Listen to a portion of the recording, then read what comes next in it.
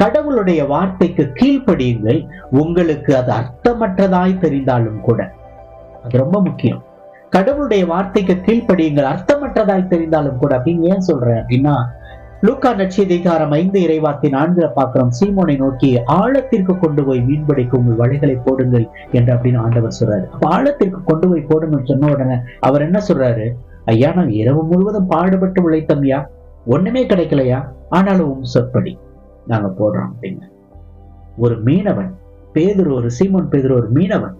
அப்ப மீனவனாக இருந்த போதும் அவருக்கு எல்லாமே தெரியும். எந்த நூக்கன் கார்ல எங்க மீன் கிடைக்கும், எங்க என்ன கிடைக்கும் தெளிவா தெரியும். ஆனா இரவு முழுவதும் பாடுபட்டு உழைத்தோம் அப்படின்றாரு. நான் கஷ்டப்பட்டு உழைச்சிருக்கிறேன், நான் தேடி அலைஞ்சிருக்கிறேன், ஆனா ஒண்ணுமே கிடைக்கல அப்படின்னு சொல்லி அதோட அட போயா, நான் எல்லாம் போடுற இடத்துலாம் போட்டியா, இன்னைக்கு வரல அவ்வளவுதான், இன்னைக்கு விட்டுரு, ஆளை விட்டுரு அப்படின்னு சொன்னாரா?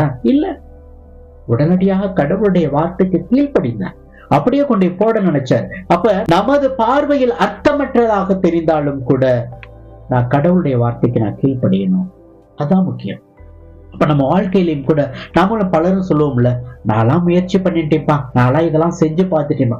ஒரு தோல்வியில, ஒரு விரக்தியில அல்லது ஒரு மன கலக்கத்துல நாம் இருக்கிற போது கிடைக்கல, எதிர்பார்த்து காத்து கொண்டிருந்த என் வாழ்க்கையில அடைய முடியல அப்படின்னு கிடைக்காத ஒரு சூழ்நிலை இருக்கும்போது, இப்படி செஞ்சு பாருப்பா, இப்படி முயற்சி பண்ணுப்பா, இப்படி நீ பேசி பாருப்பா, அல்லது இப்படி பல ஏதாவது செய்வோம் சொல்லுவோம்ல, பலர்கிட்ட ஒரு அட்வைஸ் கொடுக்குறோம் அப்படின்னா என்ன சொல்லுவோம்? இமீடியட்டா, நான் இதெல்லாம் முயற்சி பண்ணிட்டேன், இதெல்லாம் நான் செஞ்சு பார்த்துட்டேன், இதெல்லாம் நான் பேசி பார்த்துட்டேன், இதெல்லாம் நான் பலமுறை ட்ரை பண்ணிட்டேன், ஆனா ஒண்ணும் கிடைக்கல, அட விடுப்பா, இதெல்லாம் நான் செஞ்சுட்டேப்பா அப்படின்னு உதறி தள்ளத்தான் பார்ப்போம். ஆனால் பேதுரு ஒருபோதும் உதறி தள்ளவில்லை, ஒருபோதும் தட்டி கழிக்கவில்லை. ஆண்டவரே, நீங்க சொல்றீங்க, நான் இரவு முழுவதும் பாடுபட்டு உழைச்சிட்டு வந்திருக்கேன், ஆனால் இருந்த போதிலும் நீங்க சொல்ற அந்த வார்த்தை, ஒரு வார்த்தையை நம்பி நான் மீண்டும் கடலுக்குள்ளாக என் வலைகளை வீசுகிறேன்.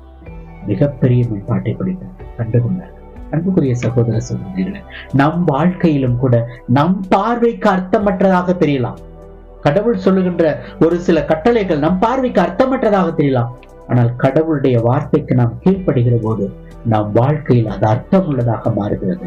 நேரத்துல நாம கேட்கிறது, நான் என்ன அந்த அளவுக்கு முட்டாளா, நான் இதெல்லாம் யோசிச்சு பார்த்து, நீங்க சொல்றதெல்லாம் நான் பலமுறை யோசிச்சு பார்த்துட்டேன், நான் இதெல்லாம் பலமுறை நான் செஞ்சு பார்த்துட்டேன் அப்படின்னு சொல்லி நமக்கு நாமே சரி கட்டி கொண்டு ஒரு முயற்சியை மீண்டும் செய்யாமல் விடுகிற போது தவறு நிகழ்கிறது. அதுதான் ஆண்டவர் இன்னைக்கு நம்மள்கிட்ட சொல்றது, மீண்டும் செய்துவார். கடவுளின் மீது கொண்ட நம்பிக்கையை மீண்டும் செய்துவார். திரும்ப செய்து பாரு, மீண்டும் பாரு அப்படின்னு பல நேரங்களில் நமக்கு உணர்த்தி கொண்டே இருக்கார். கடவுள் நம் வாழ்க்கையிலும் கூட நாம் பலமுறை செய்திருப்போம், பலமுறை ட்ரை பண்ணியிருப்போம், அதுல தோல்வியை கண்டிருப்போம். ஆனா கடவுள் ஏதோ ஒரு சூழ்நிலையில நமக்கு உணர்த்துவார், இதை மீண்டும் ட்ரை பண்ணுவேன், இதை மீண்டும் செய்வேன், இதை